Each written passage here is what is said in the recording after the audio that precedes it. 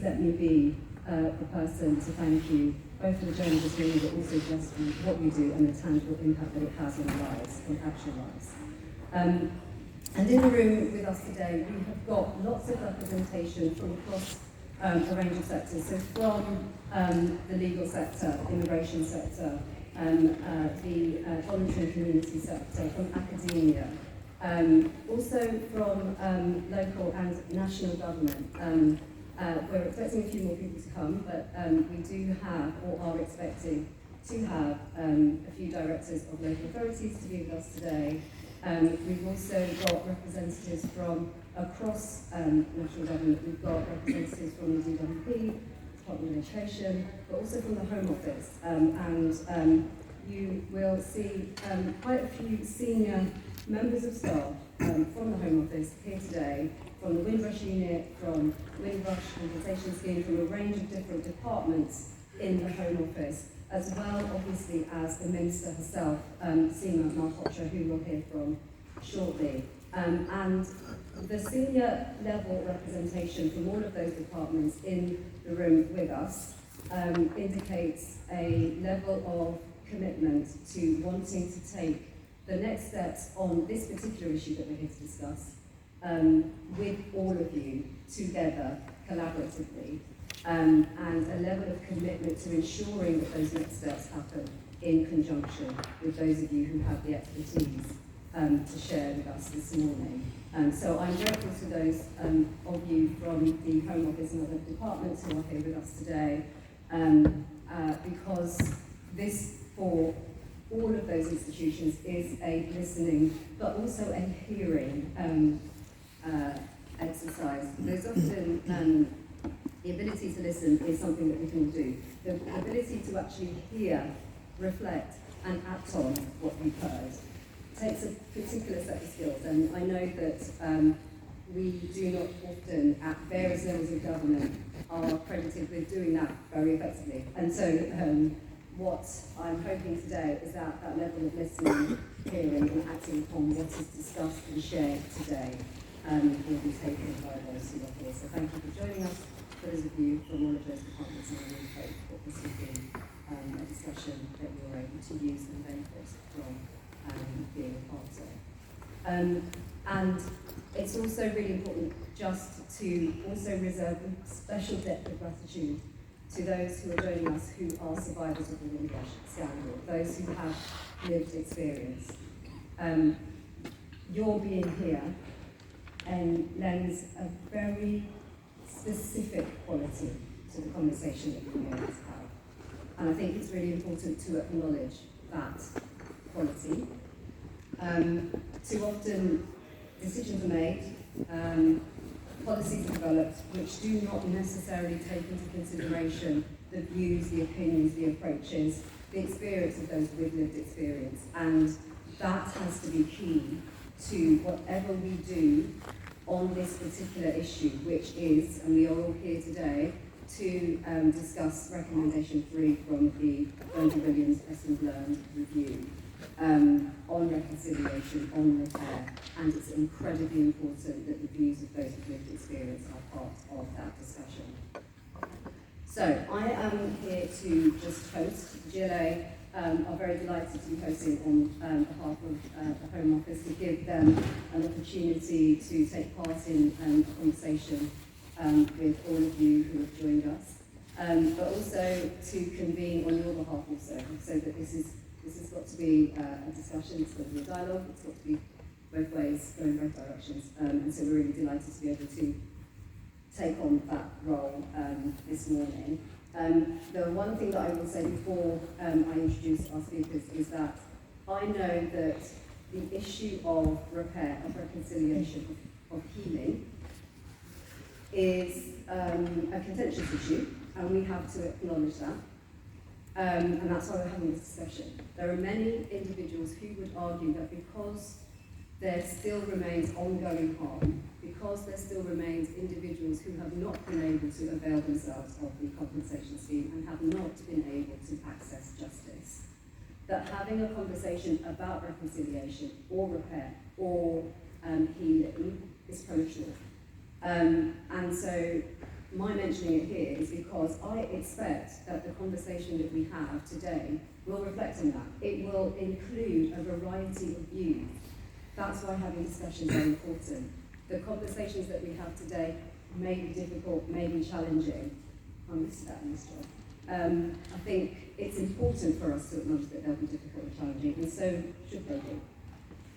And even though there are people who recognise that or argue that because of those ongoing harms it's very difficult to have this conversation about repair, that doesn't mean that we shouldn't have the conversation about repair or about reconciliation. I'm really glad that we're joined by Dr. Zaza, who some of you may have met. She has been engaged in a really important role with the previous government on looking at what that recommendation should look like. We know that there was a pause in those conversations. We have a new government who wants to resume those conversations. And having her expertise this morning is really important. I'm really glad that she's here. I will be able to have that discussion with you. I'm going to shut up in a minute, I promise. So, the first part of this discussion this morning, you will have the opportunity to hear from the Minister, and it's really important that we have the opportunity to hear from her on her views, on her opinions, on what she wants to do and what she wants to achieve. And I know that many of you will have had separate conversations with her because she has been going out, reaching out and discussing many of these issues with many of you. And so it's really important for her to have that opportunity to share those views, thoughts, steers and next steps with all of you. We'll hear after that from Dr. Zaza, and then we will have an opportunity for discussion, be frank, be open, and also just tell us your name, because there's a lot of you in here when you speak. But please do just come with your honest reflections, because it's important for us all to hear them. Thank you so much for your time. I'm now delighted to introduce the Minister, Seema Mahacha.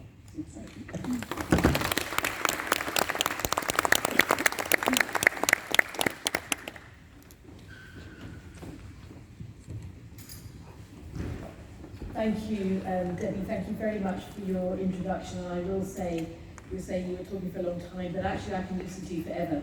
And it is a really wonderful thing to be able to be here in Cityhall with you. I will make an admission that this is my first visit to Cityhall in its new location, and we've been wanting an opportunity to come about, and I'm really grateful to you and your team for facilitating today, but also to recognise that in starting the conversation about potentially having an event, we recognised the dual challenges that we have, both in London government and in national government, and in making sure that we recognise where there is a sense of trust that has been broken between government and communities, and particularly minority communities and those affected by the Windrush scandal. And in having an event where we are jointly able to listen and to learn has, I hope, benefits for how we can move forward together, because government also has to join up in the way it treats residents with respect, and that their experience in one part of government, whether it's national government or it's regional government, should recognise and be in line with the values that we want to make sure are there at the heart of all of our government, and to make sure that we have local, national and regional governments working together and learning from what I hope will be the outcomes of the process that we're beginning today. I also want to acknowledge one thing you said, which we don't say enough, and that is that we're here to listen as well as to hear, because they're not the same thing. And it is important that we have those who are able to take action on what we hear, that are also in the room. It isn't about saying we'll write up the notes of a meeting and we will magically pass them on.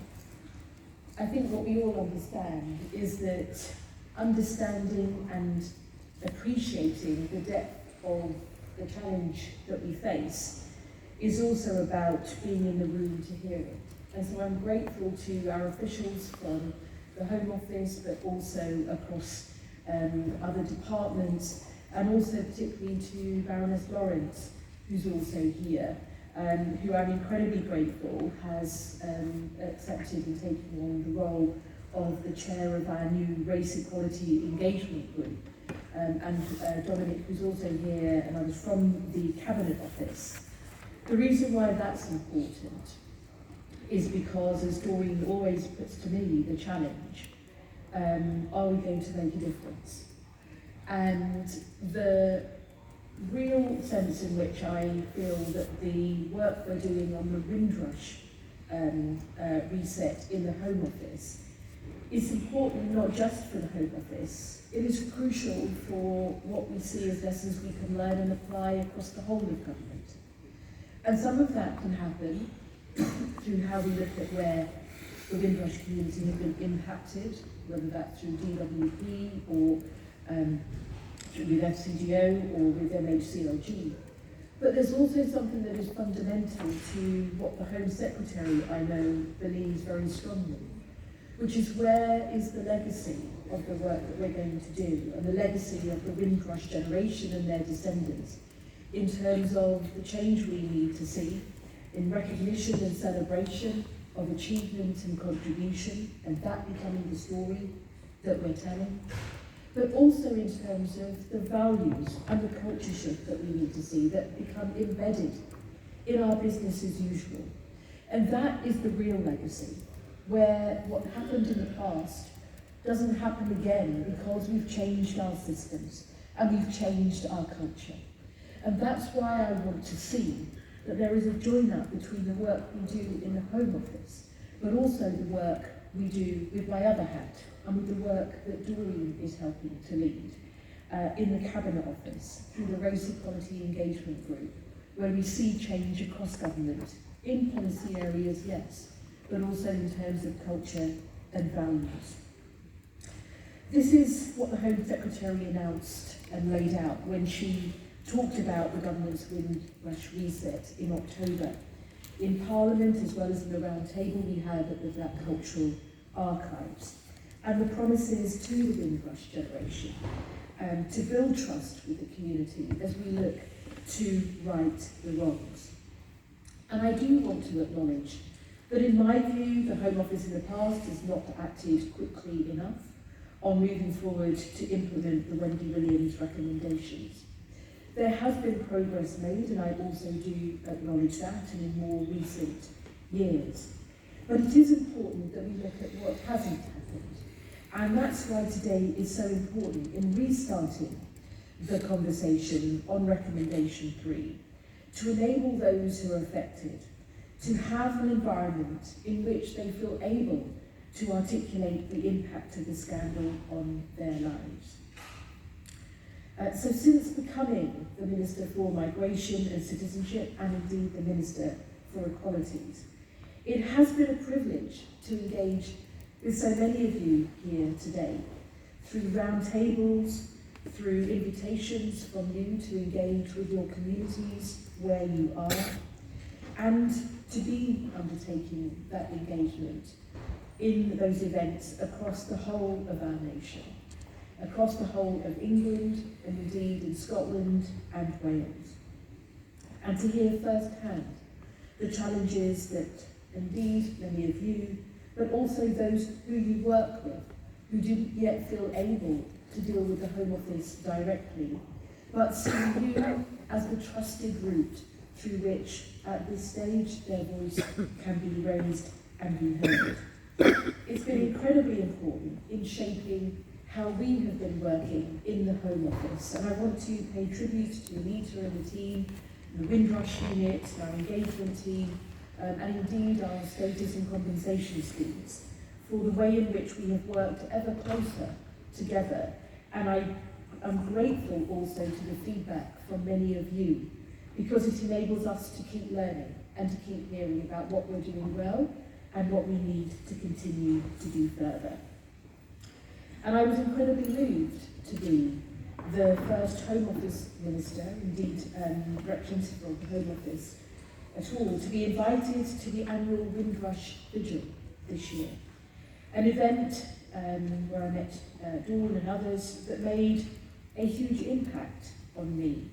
And I think recognised that dual responsibility, both in terms of how we respond to the ongoing injustices, but also how we move forward in an opportunity to be celebrating and connecting, work on identity and history and lessons learned, and pride in that storytelling at a community level as well.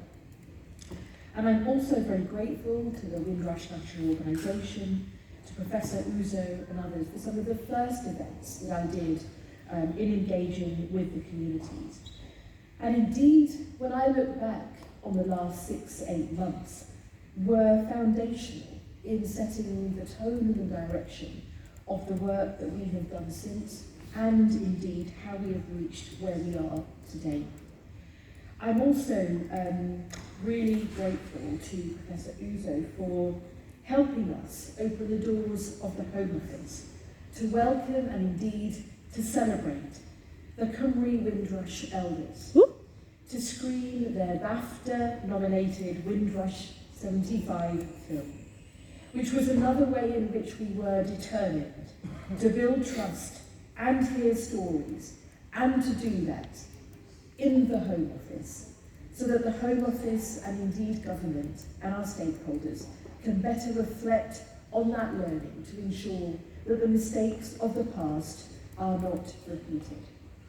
And indeed, during that panel discussion of elders, facilitated by Professor Uzo, the elders encouraged the Home Office assembled to lean in and listen and to truly understand. And I know from the feedback I had, and indeed continue to have, that that was a very high impact event and one from which we continue to learn. And indeed, I know that we will be having events in the Home Office through the course of this month that build on that and continue to share and to tell those stories.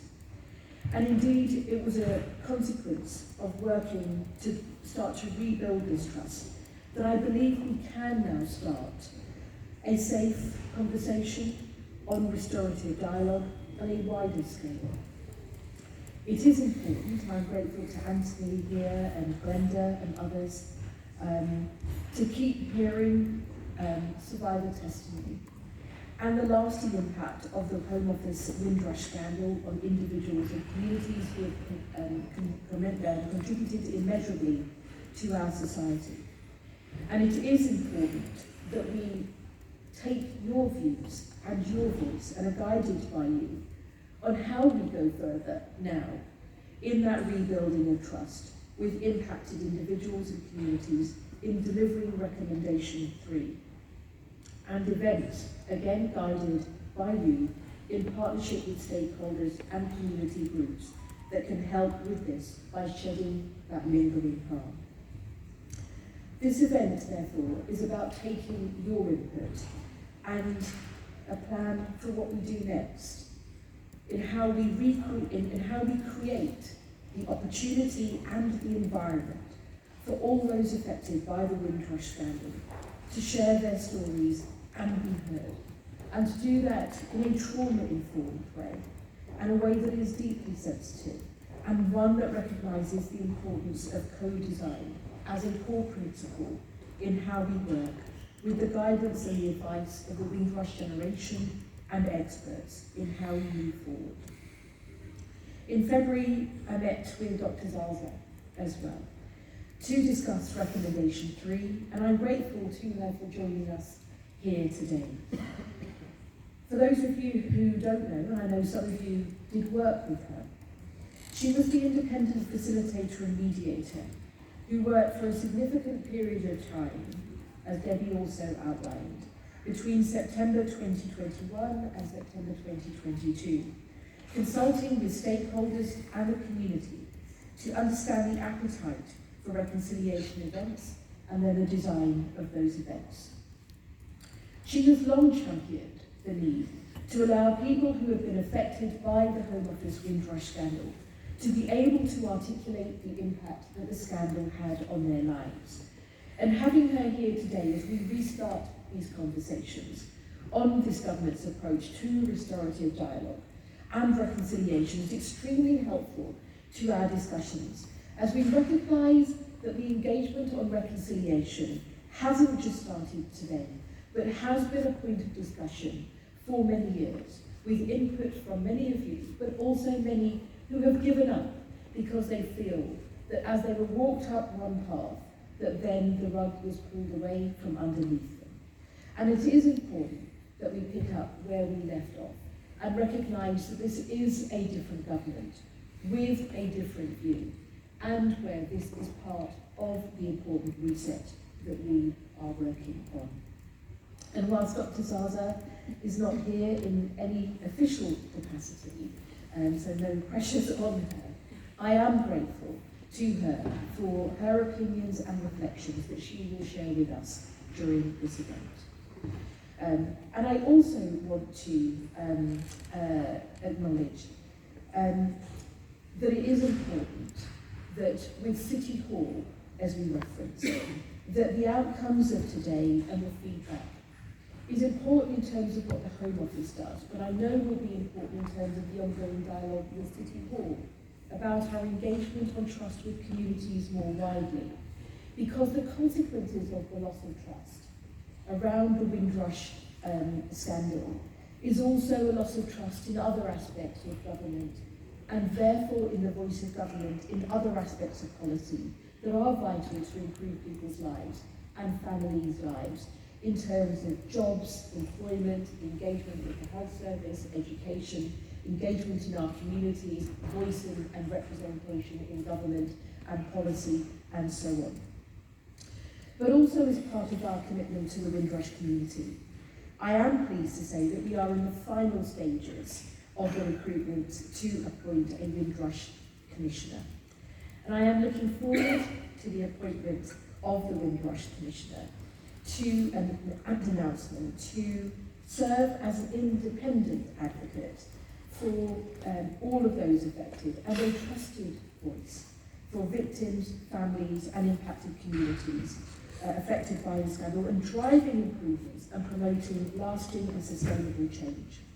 The Commissioner will also have views and thoughts and insight on the future design of restorative dialogue events, and I'm sure will engage directly with yourselves to advocate also with you and on your behalf.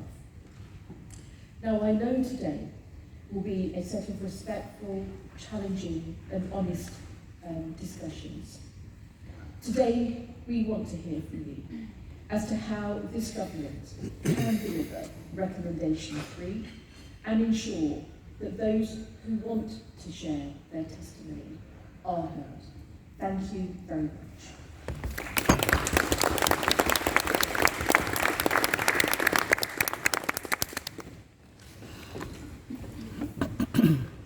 Good morning, everyone.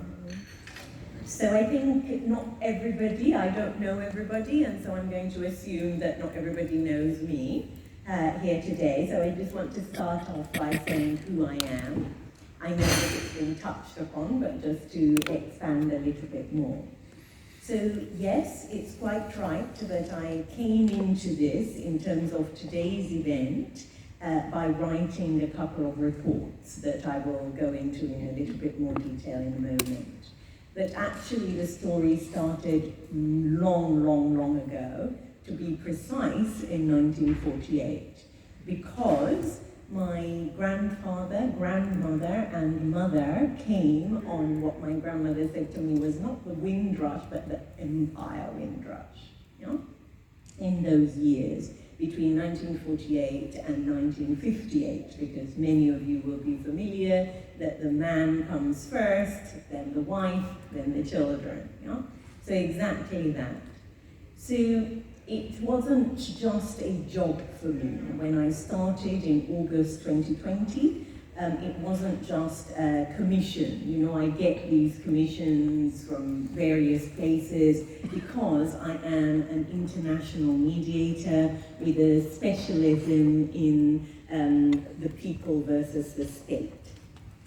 So I do that internationally, and currently I'm actually working a lot in Pakistan, so, you know, beyond the UK. But in the UK, work that I've done here, apart from the work that is of most interest to you, is also the survivors of terror abroad and in the UK versus the counter-terrorism police. So those conversations, very difficult conversations, I've also facilitated.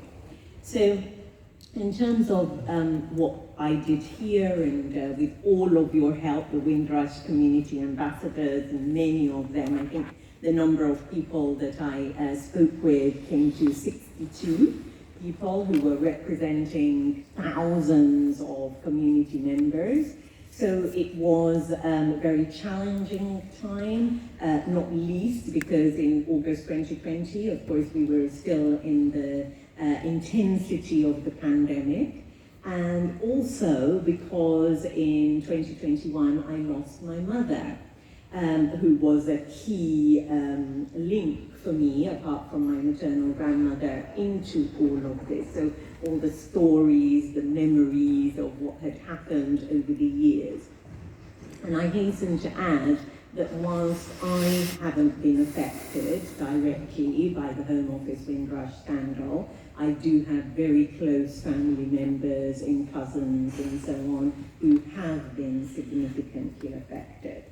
So I speak about this, and I did that work not just as I mentioned a moment ago, as a job, but something that I have personal understanding and connection with.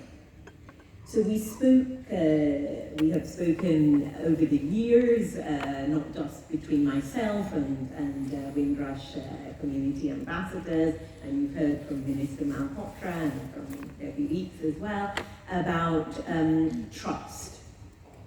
So trust and mistrust, if we're going to be really blunt about it, was something that was just oozing out of the report, so the time that I spent with the Windrush community ambassadors. And one of the reasons for mistrust is false promises.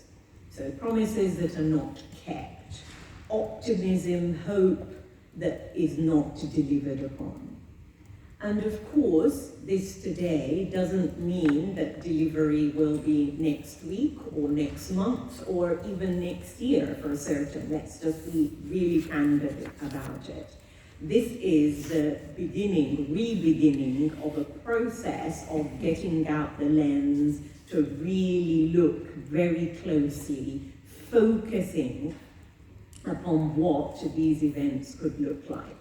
So I'm going to also explain to you, because not all of you will be aware, that whilst Wendy Williams's review referred to these events as this recommendation 3 as reconciliation events, as a mediator with the specialism that I've spoken about, and a lot of other conflict dispute resolution experience over the past 20 years, that reconciliation is a big ask. Reconciliation is down the line. What needs to happen in the beginning, en route, is restorative dialogue. So that's why you'll see that those terms are used sometimes interchangeably, and I want to be very clear that one is a route, so restorative dialogue is a route, a journey to reconciliation. So reconciliation may or may not happen, but the restorative dialogue, of course, many of you here will say it must happen. I know that many of you are also saying, will it happen? Because you've been talking about this, listening to, having engagement with the Home Office about it, for the past, shall we say, 7 years. And certainly my reports came out in 2021, So, we're back end of 2021, it was October, my last report was released. And so, we've had almost 4 years of talking about having these events. Now, what's the key obstacle? The key obstacle, to my mind, of course there are many, many issues, but the key obstacle is the emotion of fear. Fear of what will happen. When we have these conversations, what will happen? When we have the dialogue events, restorative dialogue events, what will happen? That, I think, is the key component here, the commonality between government, have to be honest about it, fear of what will happen when they engage with the intention of restorative dialogue and the objective of reconciliation in the longer term. What will happen? Will people be too angry? Will people, criticize? Will it not be possible to defend those criticisms, etc., etc., etc.? And we know so far from the Home Office that there has been this willingness to fully acknowledge the Home Office Windrush scandal. So the terminology even moved from Windrush scandal in 2018 to Home Office Windrush scandal in an attempt to even more acknowledge the link, the causal link between what happened and people's suffering. So the fear that I've just spoken about, the fear that government may have, the fear for you is that you perhaps come, you open up your heart, speak very candidly, and still your outcomes, your desired outcomes are not achieved. So there's a fear which is linked to it, the mistrust, of course, is this going to be delivered properly, even after I speak? So that is a big thing. And how do we overcome fear? There is such a thing as coming closer, rubbing shoulders with one another, which you have all been doing. Many of the people, if not all, in this room today have been rubbing shoulders with government, with decision makers, and so on and so forth, and still you're waiting for recommendations really to be implemented. So what I would also say is that how do you overcome that fear is to actually do it. Nike's strapline, just do it. So clearly just doing it, not in a clumsy way, not without any thought, but getting on and doing it with the understanding that it won't be perfect, mistakes will happen, there will be gaps along the way, things that, with the best will in the world, having taken as much advice as possible, that you just didn't foresee. Yeah? One of those, for me, in our conversations when I was preparing my reports, and the first one was about, is there an appetite? And for these events. The events that Wendy William recommendation 3. Is there an appetite? Because many people amongst you here today and those who are not here today have huge reservations. Why re-traumatize? Why go through this when the Windrush compensation scheme is still so slow? Why should I do this? Yes? So a lot of thought needs to be taken in terms of making it safe, making it very clear what is deliverable, what isn't. And when I was mentioning the mistakes that might happen, me with my 20 years experience of doing this type of work, when I was conducting the second tranche of the report, so the first was on is there an appetite, and there was an overwhelming desire to proceed. There definitely was a minority, a strong minority, who were not keen on this. I can't recall exactly the percentage, but for the time being, let's say it was 2/3 against 1/3, something in that region. Yeah? One of those, for me, in our conversations when I was preparing my reports, and the first was on is there an appetite, and there was an overwhelming desire to proceed. There definitely was a minority, a strong minority, who were not keen on this. I can't recall exactly the percentage, but for the time being, let's say it was 2/3 against 1/3, something in that region. Yeah? Then I proceeded, under instruction from the Home Office to look at what these events would look like, so the design. And during those conversations that I had in order to make the report that was delivered in October 2021 really alive, to make it alive, it was necessary to talk about logistics. And one of the things that I said, because, apparently, I've got all this experience, lots of wisdom along the way and so on, I suggested that the Home Office would be able to provide transport from local areas to a particular venue for these restorative dialogue events. Oh dear. There were many responses that were like, no way am I getting on a coach provided by the Home Office. Yeah? Where might they be taking me? Straight to a deportation centre. So I remember that, and I can see there's a bit of chuckling. Yes? I remember that for me was a lead balloon moment, that of course, yes? But through mistakes, there is learning. And so I really urge the government to overcome the fear, just do it, knowing that there will be mistakes. I also urge all of you and people who are not here today that you might communicate with after this event, to also be forgiving if and when a gaffe happens, an oversight happens, to be, to remember that, there was great fear, there is great fear from the government, again, being really candid, about rolling out these events because of the fear of criticism, getting it wrong, having headlines flashed, negative headlines, etc. So I really need to urge you as well to be a little accepting of what might go wrong, and to use that information, like I did when I was conducting these consultations, to learn from mistakes, whether they're your mistakes, the government's mistakes during those events, to learn from them. So for instance, there may be a lot of anger. That I think isn't even a maybe, will be a lot of pent-up frustration and anger during those events.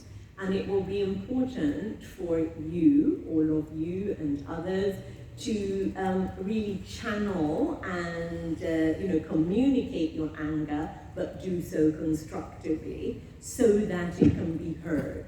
Because when you're just shouting, screaming, as I've had to deal with a lot, I keep adding this, in my work, it tends to make the listener very defensive and not to really understand, to seek to understand what you're saying.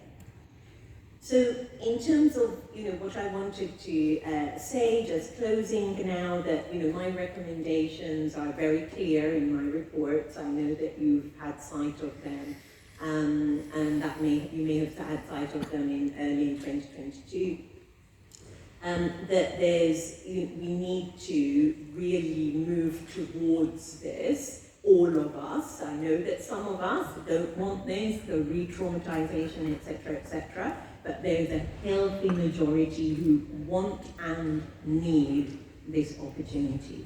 So of course it will be an opt-out if you feel that it's not for you, and of course I understand that there will be those variety of views that no, not me, I'm not doing that again. But it will represent a golden opportunity, like you have today, to speak specifically about this recommendation and what it will look like. And I know that there are a number of questions that you have on the sheet, really inviting all of you to walk towards some level of prejudice, perhaps, prejudice or mistrust, depending on what your feelings precisely are. Definitely suspicion, but to walk towards it rather than away from it, because every attempt will be made to make these events safe for you. And whilst I'm not formally involved at this particular moment in time, many of you have seen my recommendations to make these events safe and some tips or suggestions on how they can be made safe, particularly being trauma-informed, having people who are trained in trauma-informed practices to be at hand during these events, to have different ways of communicating, expressing the frustration, the anger, the trauma, because not everybody can get up and speak. Yeah? I know a number of you can very happily stand at a podium, lecture and speak, no problem, but many can't. Does that mean that one is better than the other? Absolutely not. Is it that even the spoken word is going to be challenging for some people with emotion, very high emotion?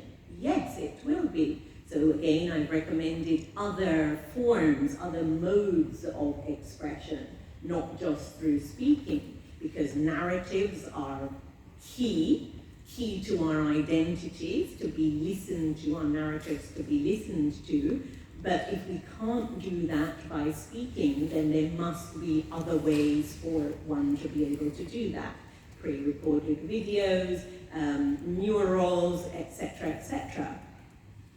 So walking towards all those challenges, the compensation scheme, of course, needs to be much faster. I've touched on that already. And of course, the safety of these events and the time leading up to the event. So including today, yes, we've heard multiple times that the government are here to listen. I know that many of you have heard that since 2018, since it broke, so to speak. But listening and hearing, as Minister Malhotra pointed out, can be very different. You know, really understanding what you're listening to is a next step, and being willing to have that courage to walk towards something that's quite scary. So I know in a moment I'll be handing over to Dr. Debbie Weeks regarding the questions that you've got. And I think it's really important that we've got some principles here for you to be thinking about. You know, dig deep, be unashamed in what you say, because this is your opportunity to say it how it is. You may notice that I've been very blunt. I invite you to follow suit. In terms of the explanation of reconciliation being the final destination, so to speak, restorative dialogue, not being, yes, you will come to these events and you'll be miraculously healed. That is just the start of a journey of recovery. You know, many of you have been on that journey for decades, and perhaps, because there aren't any guarantees, but perhaps all of us working together will be a first step into that solid recovery. And just finally, what should be in place, we've talked about that as well. I've mentioned it a few moments ago. Again, please be as honest as you can about all the things you need. Thank you so much.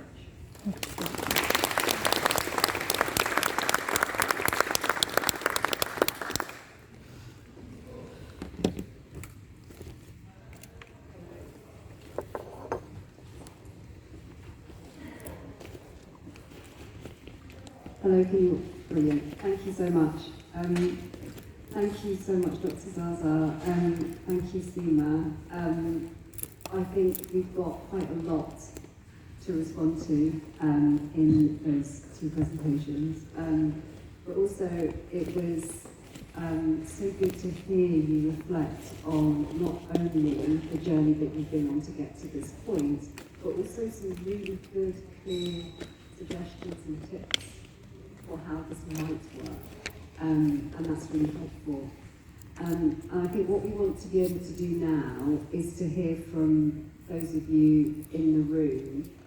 You may have your own reflections on what you've heard so far, but also this is supposed to be about us learning from you, hearing from you, listening, all of the things that we've been talking about so far. Co-production is really important. It's also really difficult to do, but I think on an issue as important as this, where what we decide or what we start to talk about here will have an impact on those individuals, those survivors, those who have been through this process, those who are still experiencing harm. It's really incumbent upon us to make sure that what we develop is something that we do in conjunction with those of you in the room. And Dr. Zaza's expertise is really useful for helping us to think about what that can look like practically.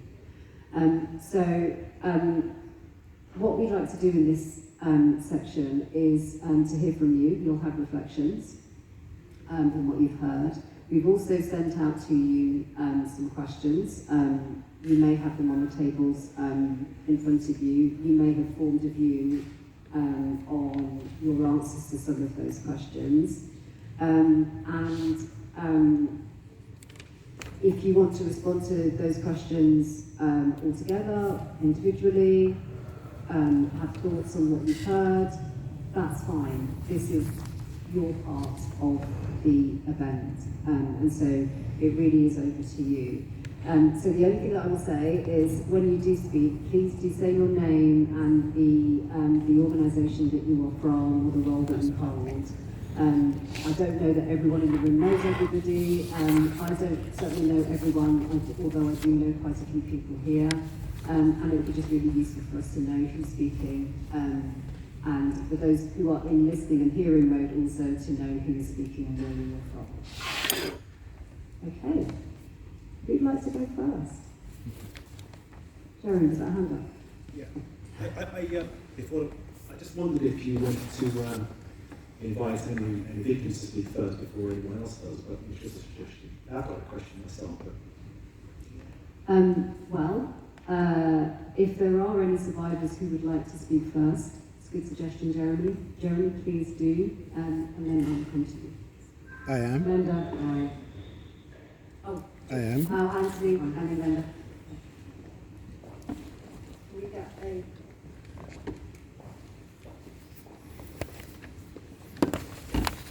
Thank you.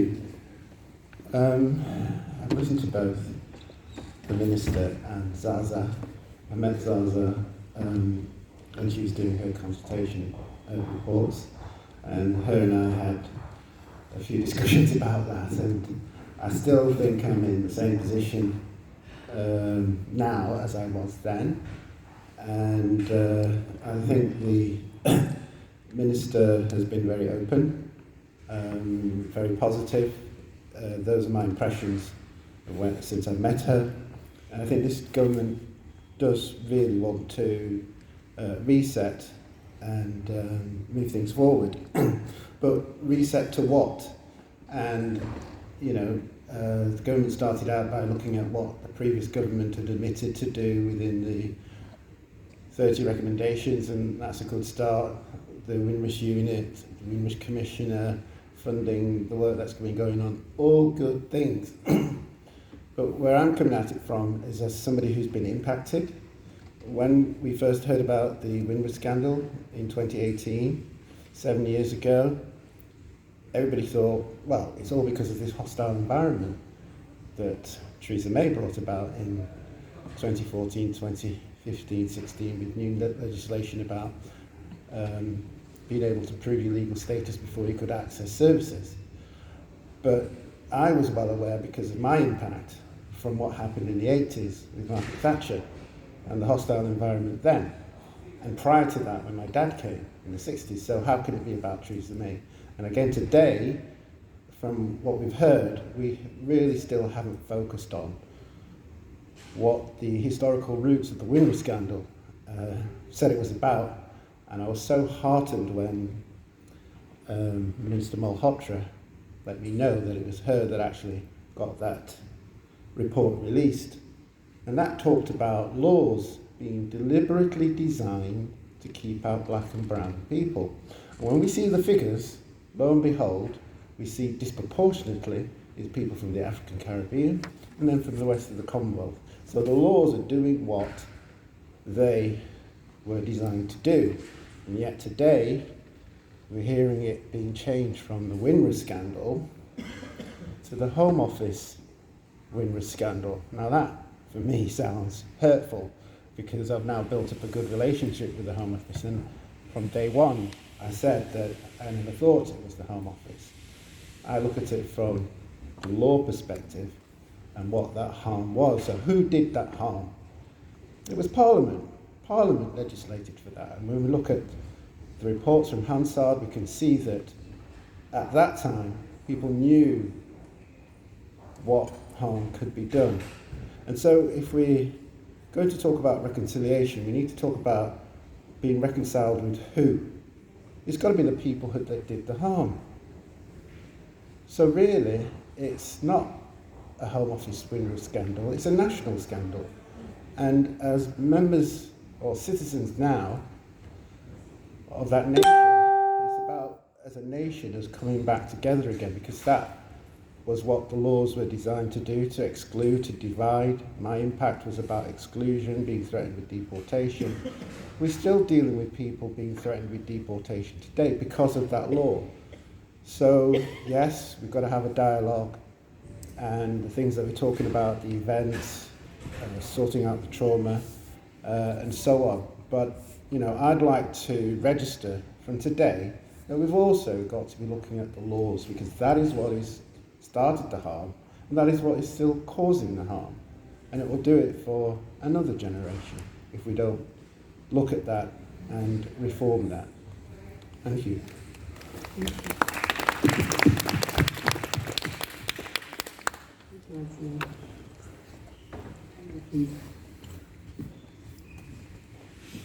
Good morning, everyone. My name is Brenda. I'm a director of the Windrush National Organisation, also a victim of this whole scandal.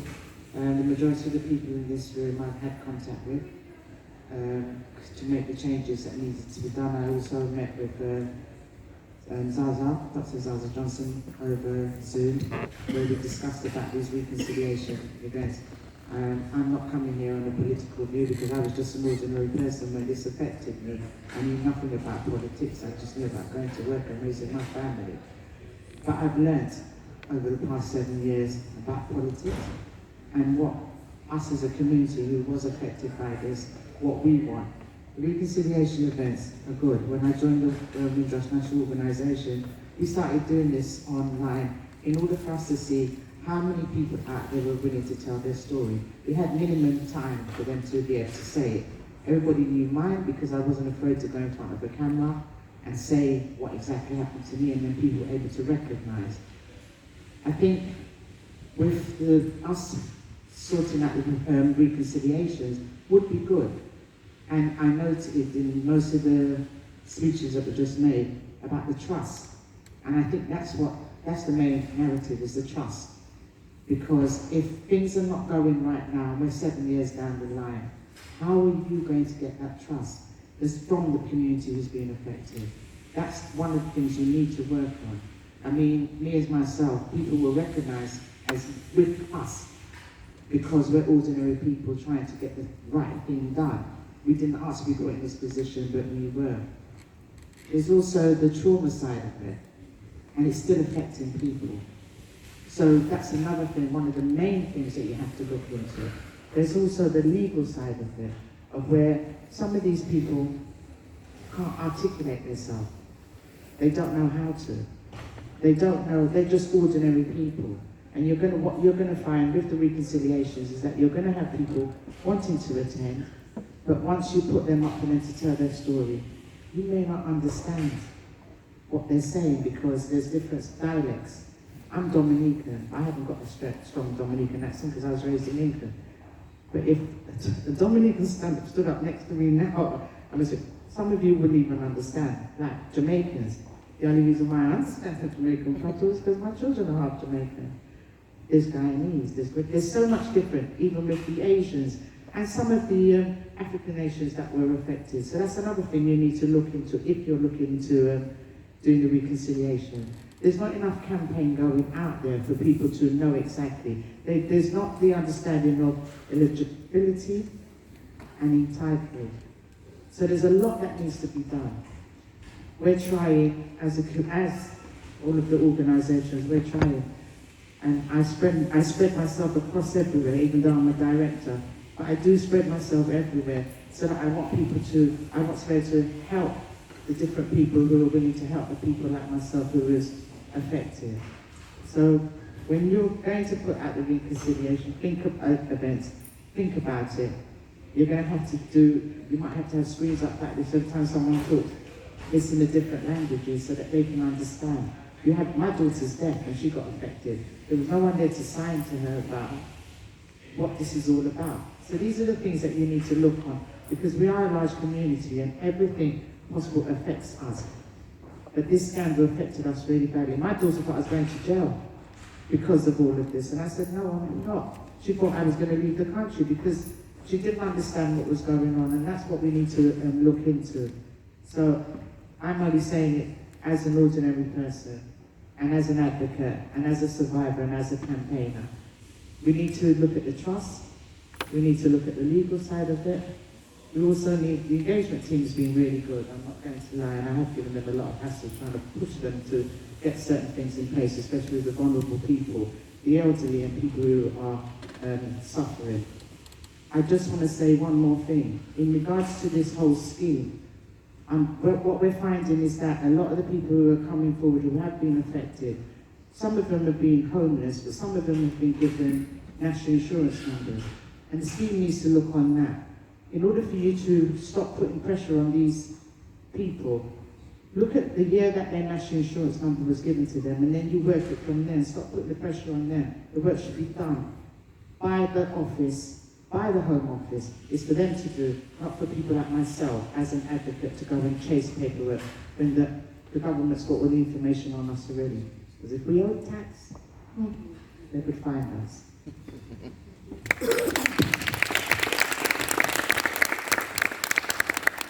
Thank you so much, Linda.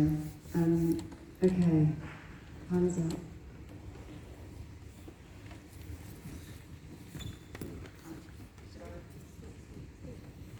Okay, my name is Nadine Hibbert. I'm a volunteer at the Home Office. But before I answer the question, I'm going to be honest about my particular circumstances. I am technically part of the Windrush Generation because I am a descendant of somebody who came here in 1960. She came here and she flew into the country at 11, so she didn't sign her landing card because she was under 18, and so therefore there was no record of her having arrived, and therefore in 2018 I started the process for somebody who was very articulate, had worked for the NHS for 30 odd years, etc., but couldn't understand governmentese. And she became a British citizen, although born a British citizen before Jamaica became independent in 2019. That then struck me that if actually my mother was having challenges, that there will be other people who were also having trouble. And so probably some of the people in this room will know I'm probably one of the longest volunteers in the Home Office to help people try and understand and get either their status sorted or their compensation. I will confess, my mother and I are still working on the compensation part of it, even though that was in 2019, and hopefully that will get sorted at some point in time. But in 2020, having become a volunteer in Lewisham, we did do an event. There was maybe about 20 or 200 people came to the event. A lot of those were veterans.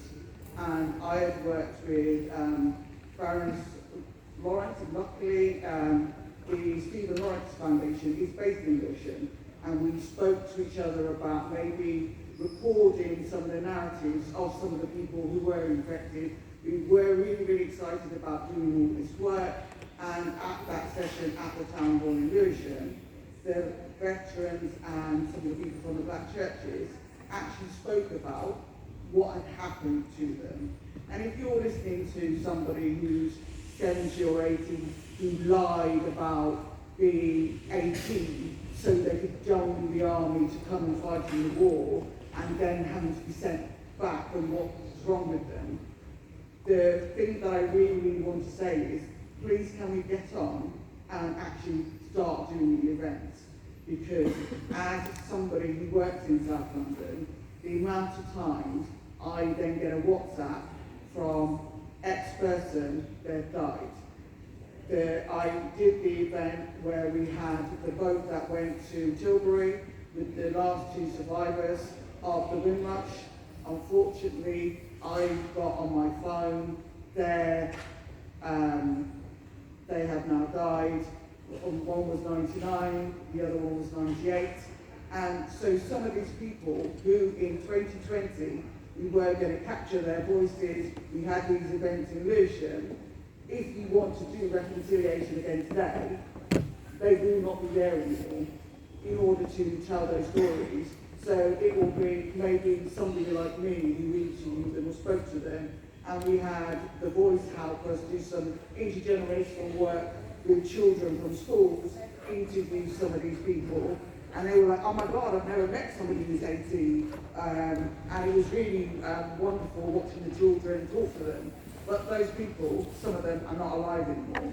So if we are going to make a decision to do this, I think your point, get on with it, is the point that if I could take away, it's not what I went through with my mom, it's please start this as soon as possible.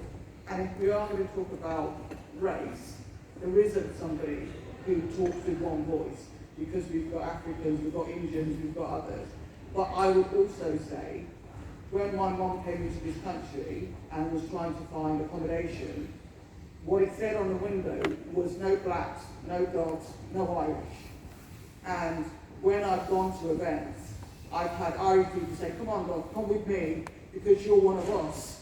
And the English people, you stay over there, because they were used to running in and out of the backyards of the West Indian lady next door, and she fed half their kids because they were Catholic and had loads of kids. So the Irish people and the West Indians or whoever, they lived hand in hand. So I think it will be useful to think about, when we talk about reconciliation and race, what does that mean? Because at that time, there was a lot of people who weren't considered to be white, even if you looked a certain way. Polish and others would probably also fall into that category. Thank you so much. Also, just being a long-standing volunteer, it's wonderful to see, and I do champion volunteers at every given opportunity, so thank you indeed. Jeremy, I know you've been really patient, so I'm going to come to Jeremy first, because I did come to him initially, and then I'm going to go to the lady in the blue, and then I'm going to come to you. Thank you. So I'm Jeremy Crook from Action for Race Equality. We've been managing a Windrush Justice Programme for the last 3 years, a £1.3 million programme supporting community advocates with people like Glenda and Anthony. I was interested in Dr. Zaza about the desired outcomes. I wasn't sure that you set them out, but it'd be nice to know if you can talk about the desired outcomes. And is reconciliation, in the way we're talking about it, the only option? I don't know if people have mentioned a public inquiry or things like that. Coming back to the sister's point there, I think we should get some film crews out to people.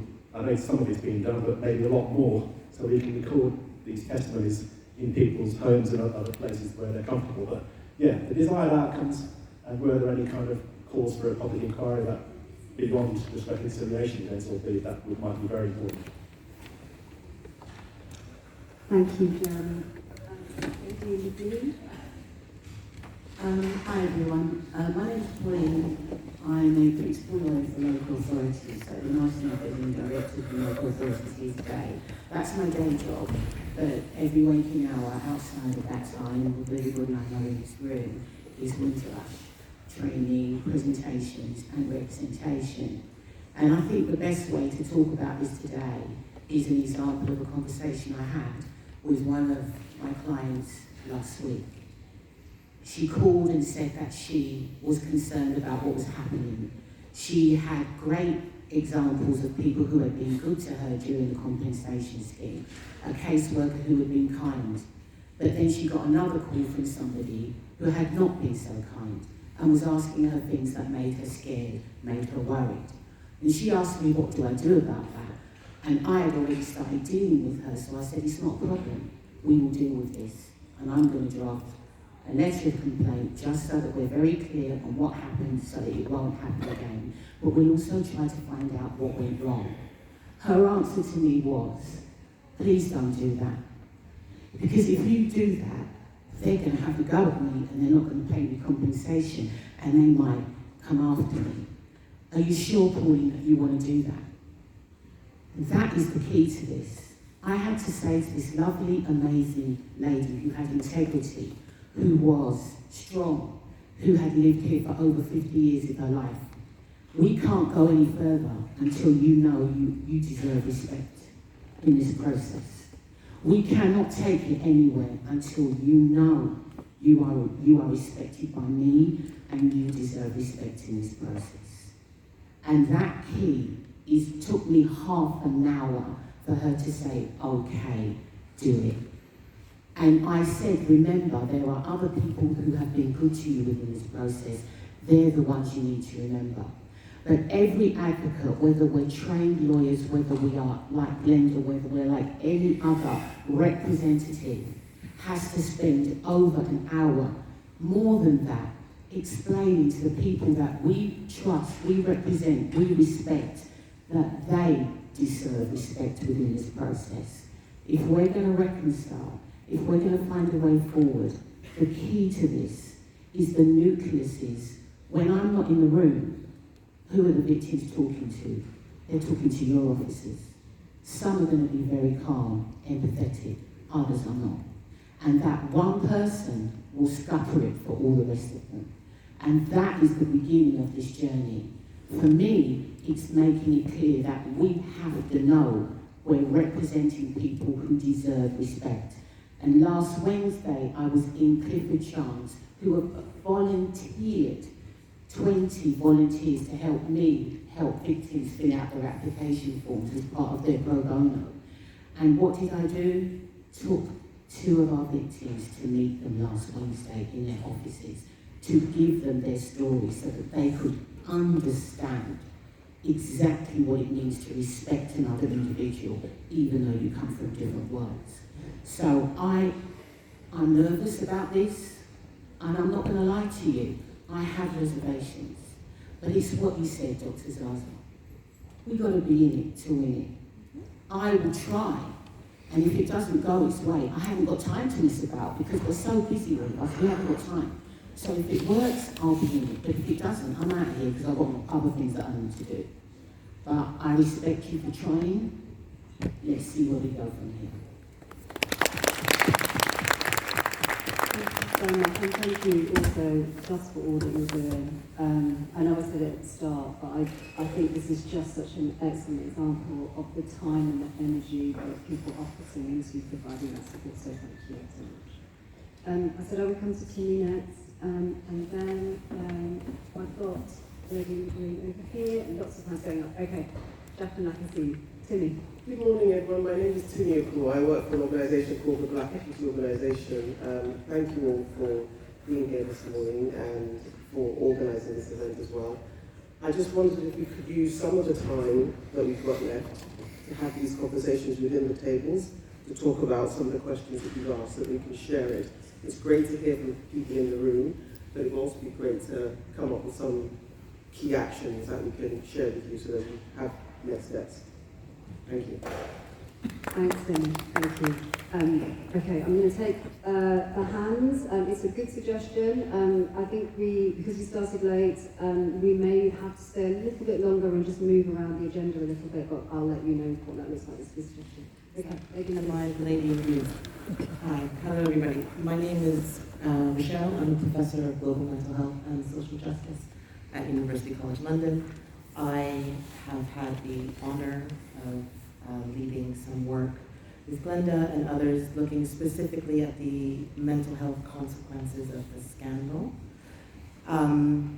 This is a Canadian accent, just to say, but born to Jamaican parents who almost immigrated here and didn't because of racism. And I think that's a current that really underpins a lot of what's not said in rooms and events like this. And because of that phrase, and because of that, I want to talk specifically about care and sort of logics of care that must accompany all of the work that is going on in doing reconciliation and dialogue and any sort of other action that is going to accompany it. A lot of times we often hear about the importance of survivors telling their story. And storytelling is beautiful, but storytelling is also potentially traumatic and re-traumatic. And the whole process from sort of the advocacy end of telling your story in order to advance justice, but to the microcosms of the telling your story within the compensation scheme, there is a total absence of care and attention to the mental health consequences and burdens of that process. The constant telling and retelling and having to retell your story in order to achieve justice at a local, micro scale, and a macro scale. So when I hear that we're using phrases sort of co-production and dialogue events, I often think, how are the people being cared for in that process? Where are the practitioners that are going, community practitioners, mental health professionals? You can go across a whole landscape of care, sort of faith-based practitioners. How are people being cared for when we're asking them to do that labor? And I think a big piece of how you plan for these events and build and respond and engage in that response must also be planning for that care, resourcing that care, and putting that care into action. That's one way that you show that reparation and repair is meaningful. You're acknowledging the labor it involves, you're acknowledging the pain that potentially happens in it, and you're resourcing to care for people appropriately. So I'll stop there and pass it on to Scott. Thank you so much. It's a useful reminder. Okay, got a lady on this table, and got two on this table, and then Jacqueline, I'm going to you. Thank you very much. My name is Emmanuel Andrews. I work at Action for Equality. We're really pleased to see that this recommendation is being taken seriously, particularly because the last government dropped it, as you mentioned. But I think it's really important to say that this work cannot come at the expense of other demands not being met. So yes, the compensation scheme needs to be faster, but it also needs to be fairer.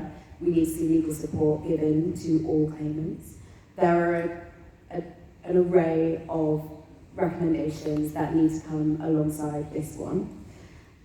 Our work with the groups that we support through the Windrush Justice Programme has shown us that there's a lot of work that needs to be done to foster an understanding around what reconciliation even is in the first place before people can commit to engaging in it or being consulted in it. And I think understanding what the government's perspective of what that is key. So understanding, who are the benefactors that you see as part of this process? What is the budget? And I'll come onto that as well. But what is the budget for this? How do we make sure that victims and survivors of the scandal who are still waiting for their compensation are not harmed by telling their stories, that won't be fed into their application processes? Some of the things that we've learned through the work we're doing currently to look at other truth commissions, reconciliation processes internationally, include looking at the work that was put into Grenfell Testimony Week. And some of the lessons from that are really key. I think understanding this as a truth commission rather than a reconciliation event or set of events is important. I think that will enable people to come to this with that perspective, as you said, Dr. Zaza, of this is a step in the journey, it's not the end point. Some other things that are really important, I mentioned the budget. There needs to be a healthy budget that's put behind meaningful consultation, and I think having external facilitators that are independent from the Home Office doing that work is really key. You mentioned, Dr. Zaza, gaffes, and I think, the example that you gave of people being put in coaches, it was really stark. But I think the same can be said around the Home Office potentially interviewing people about reconciliation events that will no doubt mirror a lot of the intrusive conversations and dialogues that people were put under throughout the scandal. But on the point of the gaffes, and you encouraged us to be really blunt and open, I think that really links to this real misunderstanding around the harm and the hurt that people have gone through. We can't simply dismiss these things as gaffes when mistakes will be made, because mistakes will be made, but I think we have to understand them as potentially traumatizing, as you said, the person before me. And how do we make sure that these events are safe? We have to make sure there is budget behind making events dignified spaces. We need to be intentional about things like entrances and exits, stickers on phones, that there's a welcome pack that explains how people should be engaging at these events, that there should be no uncontrolled interactions between journalists and victims and survivors, really putting in time to make sure that the actual practicalities of any events is intentionally thought about. And finally, just to reiterate what the person before me said, there needs to be a healthy budget to address therapeutic needs, and that means from right now, not just in the event itself.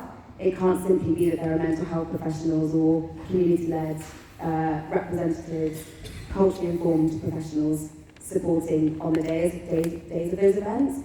There needs to be mental health and therapeutic support in place now for victims and survivors, and that needs to be in place throughout.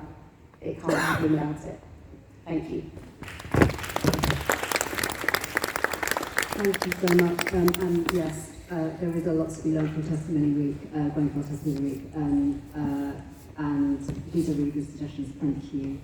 Right, Ms. Temple. Thank you very much. Thank you very much. Good morning. My name is Uzo. And I'm here from Wales.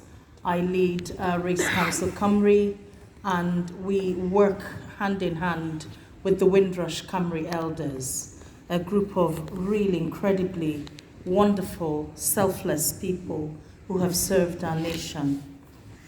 I think this is really wonderful for us because in Wales we have been quite isolated. We haven't been engaged prior to us meeting with the minister herself. And I think that was really unfortunate because what happened is that the Windrush elders formed themselves into a group and began to advocate for themselves. And I think it was wonderful to actually see the minister come herself to Wales quite quickly after she was appointed. And I recall that meeting when the first time I had a call from the Home Office to facilitate a meeting, the elders were very negative about it. They didn't want to meet the Home Office. They felt the Home Office had let them down and there would be more lies, lies upon lies. And many who had been applying for compensation had not received compensation to the levels they felt that was fair. But I honestly commend the minister for coming, notwithstanding the very strong feelings expressed by our elders. And I think that first meeting, I think the leader of the group was very, very angry and hostile. And Minister, I have to say that your patience and your calm in the middle of that very important and relevant anger was so powerful. You came, you heard us, you listened to the elders. And I think her tears began to be wiped when you said, we got it wrong and I'm sorry. That, for me, really began to soothe the hurt that some of them had been carrying for so many years. They hadn't heard those words before.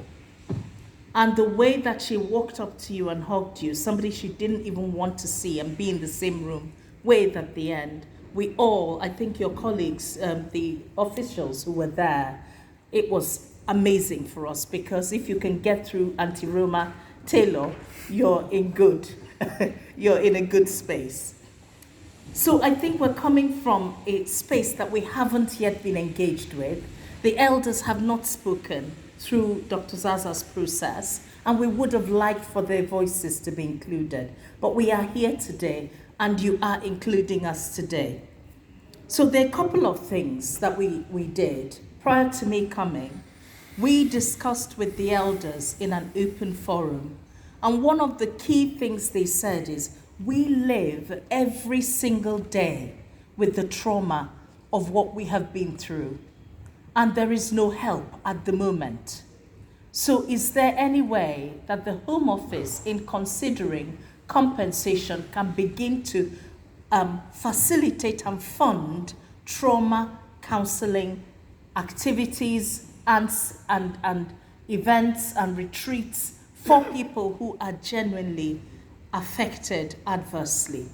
And also, they talked about the fact that what they found helpful was when we filmed the Windrush Camry at 75, where they re-traumatized themselves by telling some really painful stories. Because the film is 90 minutes long, but each elder had about an hour to record their story and is archived in the museums in Wales.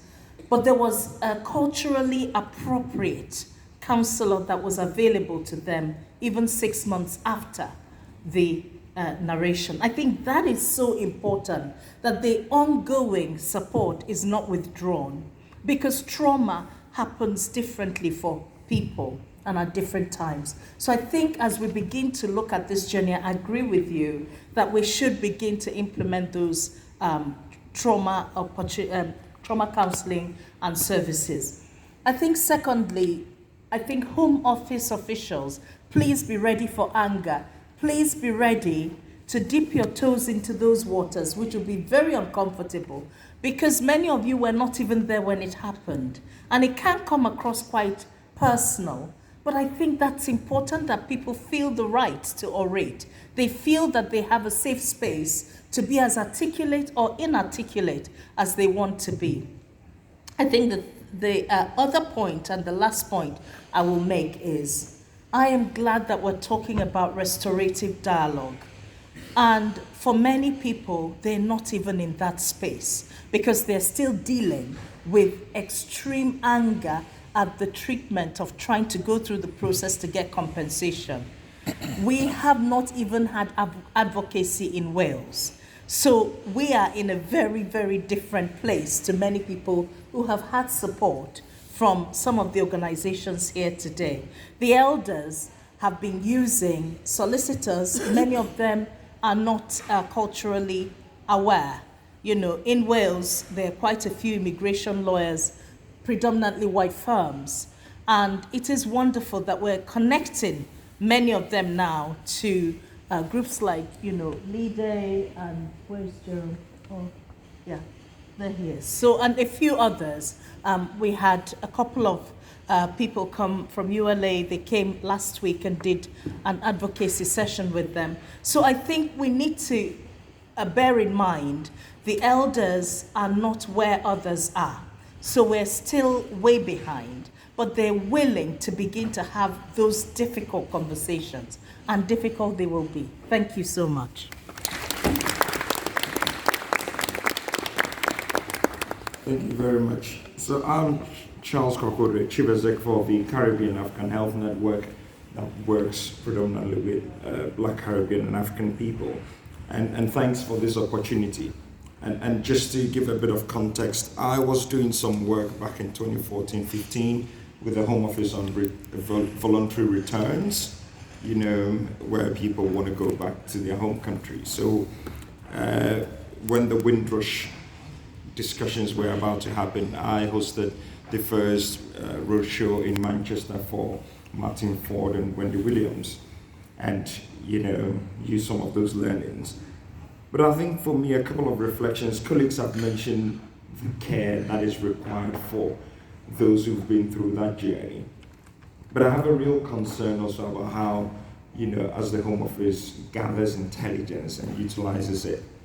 As we sit now, there's another big scandal that will happen in the next 20, 30 years. And it's mainly because of the current immigration policies, as well as the cost of people regularizing their stay here. So it's something I want to flag out, because I hear that all the time.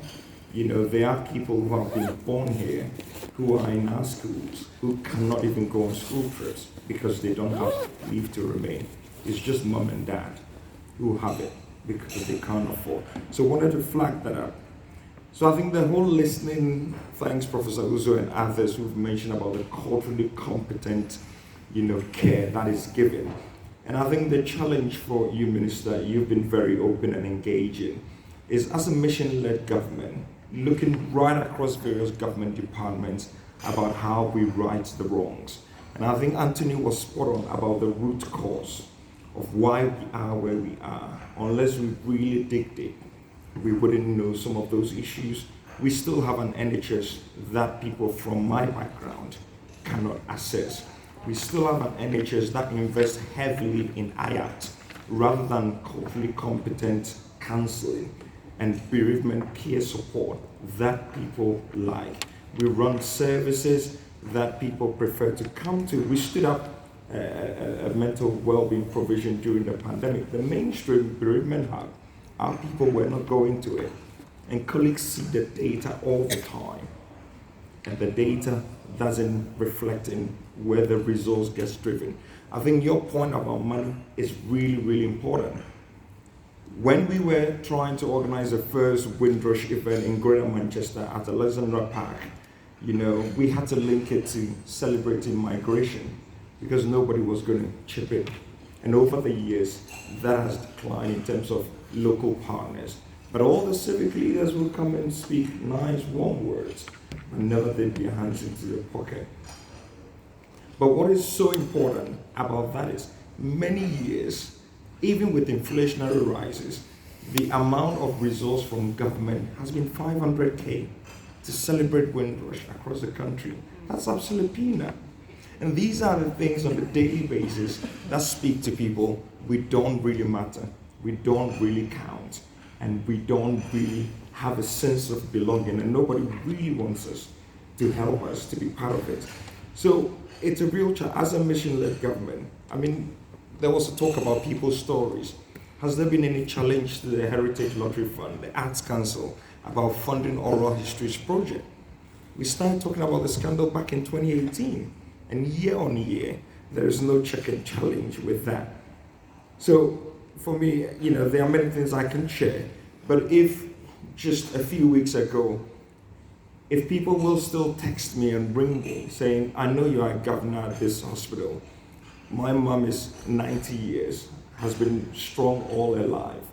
She doesn't want to go into the hospital. Can you speak to them? The only condition she's given is that the daughter stays with her in hospital. So can you speak to them so she has a side room? So she can stay, you know, she can be with mom. And that is the only condition. And these things are happening here and now. So I know there are lots of things that I've mentioned, but as Dr. Zaza mentioned, it's a journey. And on that journey, there are some low-hanging fruits we can look for now. How we begin to right some of those wrongs, how we utilize intelligence, not just about the terrorism attacks and, you know, security issues, but there are real people on a day-to-day basis, the real challenges that people face. And finally, I think your point about the truth commissions because the dialogue thing may be far removed for others, as a minister, how you work with Black-led organizations that are culturally competent, investing in them to provide the care is important. For our people as well, faith is really important. And as a church leader myself, and Bishop Desmond is here, and there have been a couple of others, making sure that work is resourced, because the difference between mainstream established, denominations and the independent ones are, lack of resource. That is the elephant in the room. So we will put in our penny's worth. We will look after our congregation members, but I think there has to be that real commitment around some of those low-hanging fruits, the here and now, and then some of those structural issues about how we got here. Thank you very much. Thank you so much. Okay, so we're really running short of time, so I'm going to take one more comment from Jacqueline, and then actually, given what Timmy mentioned earlier, we're going to spend 15 minutes or so, 20 minutes just on tables, so that you can reflect on some of what we've discussed, but also some of the answers, provide some of the answers to the questions, and then we will come back afterwards and do the wrapping up. So I know that there are still some hands going up, so I'm going to give Jacqueline the last comment, but then we're going to have a break and discussion on tables, so you're not just discussing Thursday. And then we will come back at around 12:05 to do a wrap up. Jacqueline. Thank you, Debbie, and thank you, Minister and Dr. Zaza, for coming. So, just to give a little bit of background, and I know we haven't got much time, but to reference Dr. Zaza, I've worked with Dawn Hill at the Black Cultural Archives, over 1,000 people who are connected to the Windrush scandal in some way. Not all of them actual victims, because often people would use the opportunity to come and talk about other immigration issues under that heading.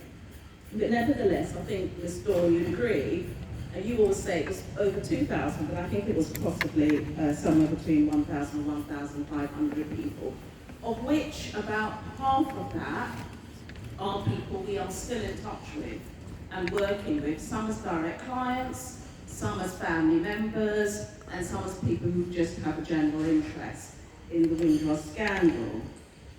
I've also interviewed over 30 Windrush groups as part of the work that I was commissioned to do for the Paul Hamlin Foundation, which led to the money that Action for Race Equality are now distributing under its Windrush Justice Project.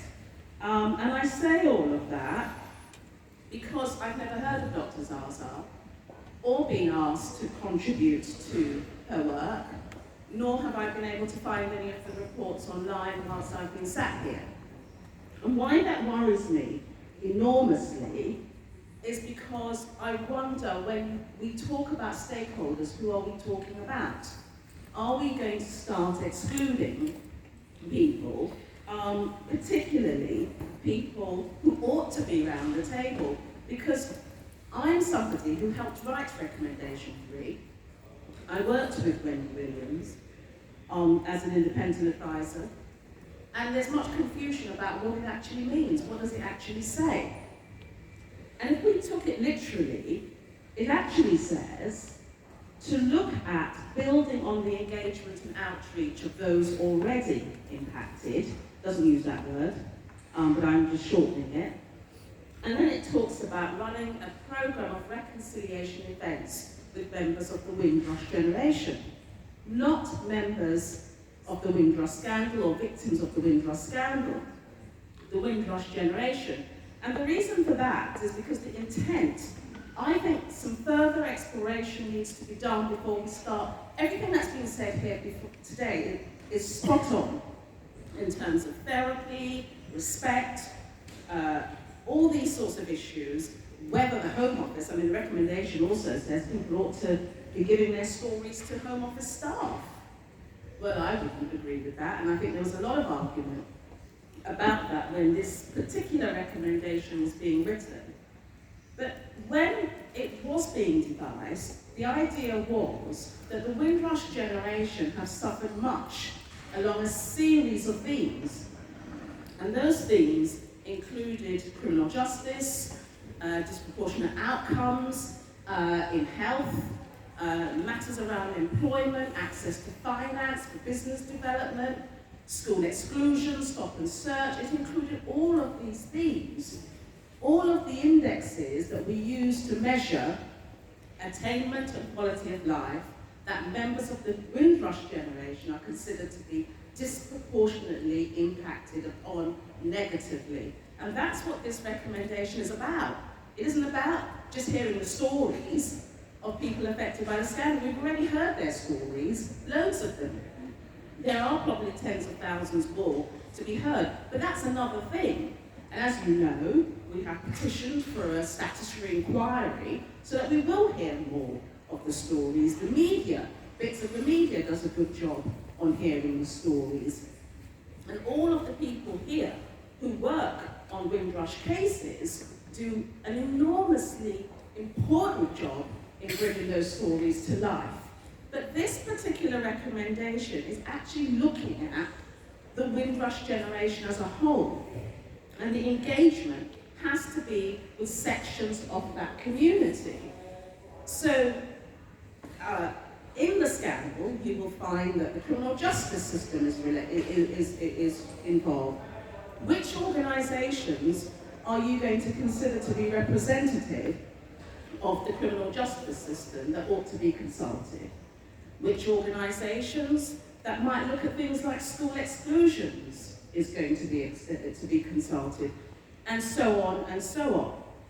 And if this recommendation isn't doing that, if all that we're going to interpret it as being that we want to hear more stories from victims, i.e., continuing to bring out that trauma from people without the correct expertise, because with all due respect, the Home Office staff aren't going to have the experience or the skills to listen to these traumatic stories. I don't have them. So the points that were made about budgets and methodology, etc., about how is this work going to be done so that it's not re-traumatizing the victims, needs to also reflect how is this work going to be done so that it addresses issues across the board that are interrelated, and I mentioned the themes, and how that links to the scandal, but also how it doesn't link to the scandal. These are things that have happened to effectively black people in this country. And how are we going to make sure that things like racism and discrimination and all the other prejudice that underline and underpin society ensure that something like the Windrush scandal never happens again? That's what recommendation 3 is about. So I think before we get into who are the stakeholders, and I think there needs to be an important discussion about who the stakeholders are, because often that's wrong. But before we get into methodology and budgets and therapy and all of that, what exactly is it you understand that this recommendation needs? Thank you. Thank you, Jacqueline. Okay, so we are now taking a break, and it's a break to get refreshments, but also to discuss on your tables the questions that we've put